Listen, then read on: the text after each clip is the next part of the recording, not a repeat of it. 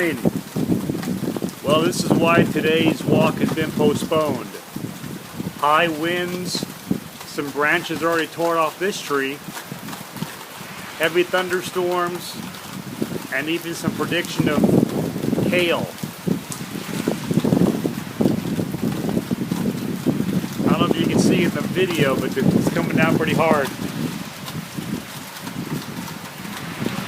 I don't want to step too far out into it because I'll get my equipment wet.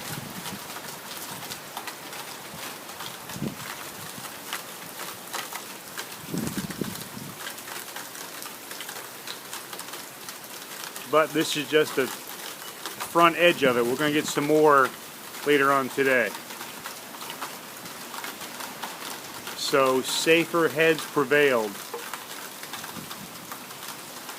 Thank you goes out to the friends that are keeping me out of this mess.